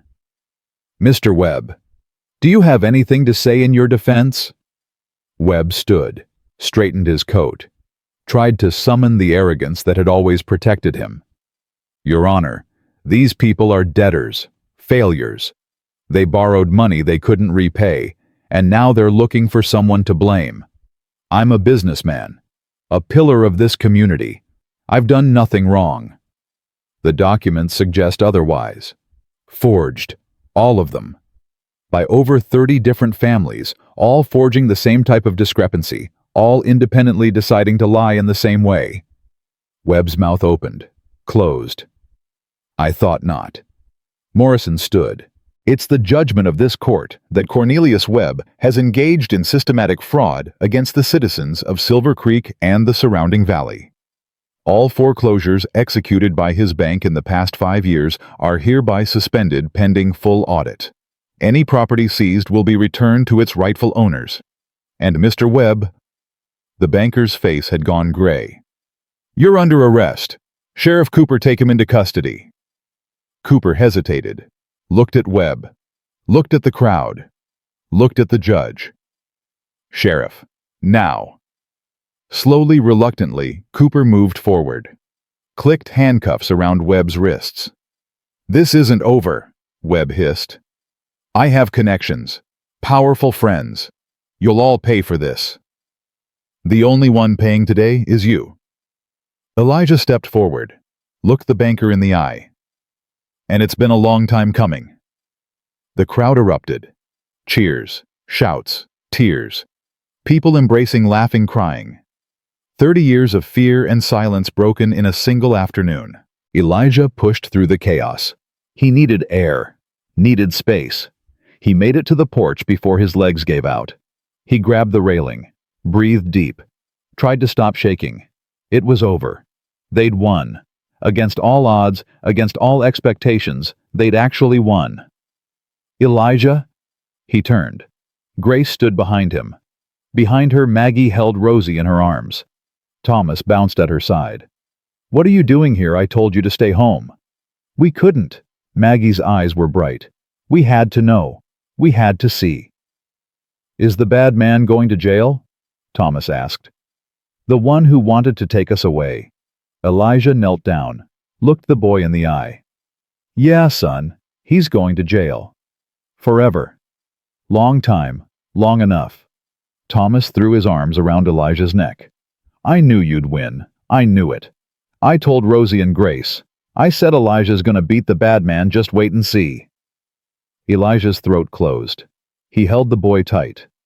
We all won. Together. Maggie's hand found his shoulder. Squeezed. Take us home, she said softly. Please, take us home. Home. The word had never sounded so sweet. The ride back was quiet. Thomas fell asleep against Elijah's back. Rosie dozed in Maggie's arms. Grace sat between them, watching the landscape pass. Elijah, yeah, what happens now? Now we live. We work. We build something. Together. Together. She was quiet for a moment. I'm glad we knocked on your door. Me too, Grace. Me too. They reached the ranch at sunset. Elijah carried Thomas inside, laid him gently on the bed. The boy didn't wake, just smiled in his sleep and clutched the wooden horse tighter. Maggie put Rosie down next. The little girl murmured something about flying horses and castles made of clouds. Grace helped set the table. 4 places now. Always 4 places. "I'll start dinner," Maggie said. "You rest. You've earned it." "Can't rest. Too wound up." "Then sit with me. Keep me company." He sat at the kitchen table, watched her move around his kitchen. No, their kitchen with easy familiarity. Like she'd been doing it for years instead of weeks. "Maggie. I want to ask you something." She stopped, turned. Something in his voice had caught her attention. "Ask." "These past weeks, they've been the best weeks of my life. Since Clara. Maybe before Clara. I don't know how to explain it, but—" "Elijah. Let me finish, please." He stood, crossed to her. "I know it's fast. I know it's crazy. I know we barely know each other. But I also know what I feel. And I feel like this is right. Like you being here, the children being here, all of it. It's right." Maggie's eyes glistened. "What are you saying?" "I'm saying. I'm asking." He took a breath. "Marry me." The word hung in the air. Maggie stared at him. Tears spilled down her cheeks. "Elijah. I ain't asking because of propriety. Ain't asking because of what people will say. I'm asking because I love you. I love your children. I love the way this house feels with all of you in it. You love me? I do. God help me, I do." She laughed. Actually laughed through her tears. "I told myself I'd never feel this way again. Never let myself. After Robert, I thought my heart was done. And now? Now?" She reached up, cupped his face in her hands. "Now I think hearts can heal. I think broken things can be mended. I think second chances are real. Is that a yes?" "Yes." She kissed him, soft, sweet, full of promise. "Yes, Elijah Cole, I'll marry you." He pulled her close, held her like he'd never let go. "Thank you," he whispered against her hair. "Thank you for knocking on my door.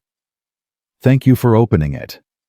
They stood there in the kitchen, wrapped in each other's arms, while dinner burned on the stove, and children slept upstairs, and the world outside continued on without them. None of it mattered. They had everything they needed right here. 3 weeks later, they stood in the little church in Silver Creek.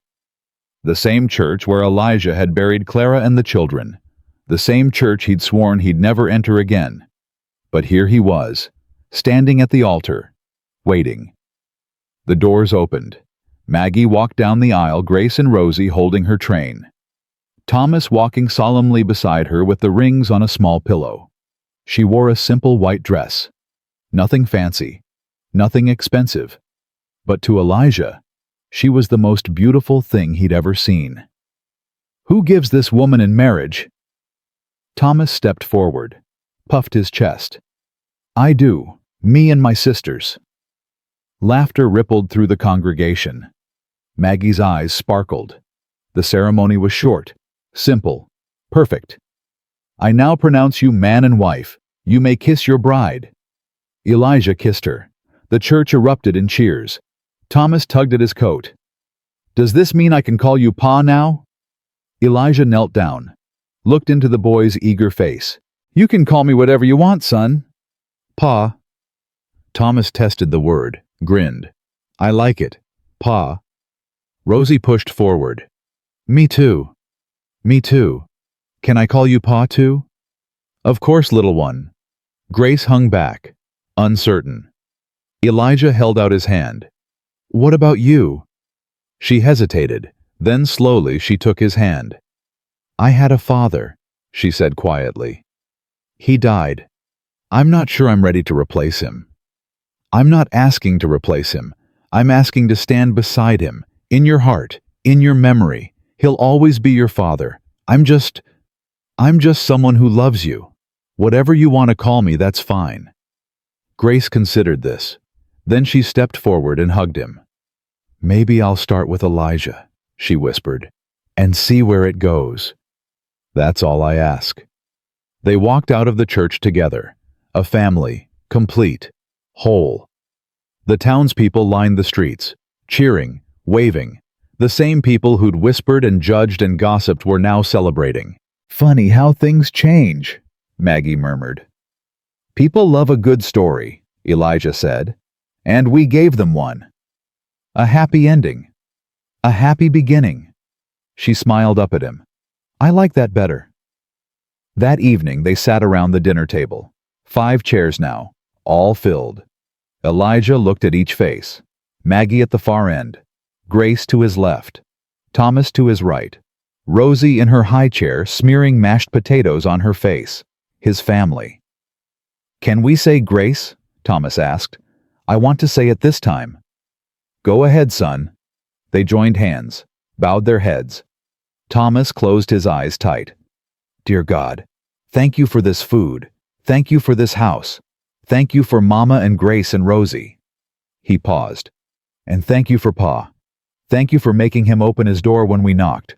Thank you for giving us a home. Amen. Amen, they echoed. Elijah couldn't speak. His throat was too tight. Maggie caught his eye across the table, smiled, mouthed 3 words. I love you. He mouthed them back. After dinner, after the children were asleep, Elijah stood on the porch. Stars blanketed the sky. The same stars that had watched over his grief for 6 years. The same stars that had witnessed his loneliness, his despair, his slow death dressed up as living. Now they witnessed something else. Rebirth. The door opened behind him. Maggie wrapped her arms around his waist, rested her chin on his shoulder. What are you thinking about? Everything? Nothing. He paused. Clara. Tell me about her. You sure? She was your wife, the mother of your children. Part of you will always love her. I want to know her. Elijah was quiet for a moment. She was strong, stronger than me in a lot of ways. When times got hard, she was the one who held everything together. She believed in me even when I didn't believe in myself. She sounds wonderful. She was. He turned to face Maggie. But she's gone. And you're here. And I think she'd be happy. I think she'd look at you and the children and say, well done, Eli, you finally figured it out. Maggie's eyes shone. Figured what out? That love isn't a finite thing. That hearts can expand. That honoring the dead doesn't mean staying dead yourself. She told you that? Not in words, but I heard it anyway. They stood together under the stars. The cold bit at their faces, but neither moved to go inside. Elijah. Yeah. What do we do now? He thought about the question, about the future stretching out before them, about the children growing up, the seasons changing, the years rolling past, about life. We live, he said simply. We work. We love. We raise those children right and make sure they never know hunger or fear again. That's all. That's everything. She leaned into him. He wrapped his arms around her. I'm glad I knocked, she whispered. I'm glad I answered. They stayed like that until the cold drove them inside, until the fire drew them close, until sleep claimed them both wrapped in each other's arms. Outside, snow began to fall, but inside the ranch house, warmth filled every corner. Laughter echoed in the halls. Love lived in the walls. And Elijah Cole, who had been dead for 6 years, was finally truly completely alive. The table that had seated 1 now seated 5. The chairs that had gathered dust now held children. The silence that had suffocated was replaced by noise and chaos and joy. Some doors open to strangers. Some strangers become family. And some broken hearts against all odds find their way back to whole. This was their story. This was their home. This was their second chance. And they would never let it go.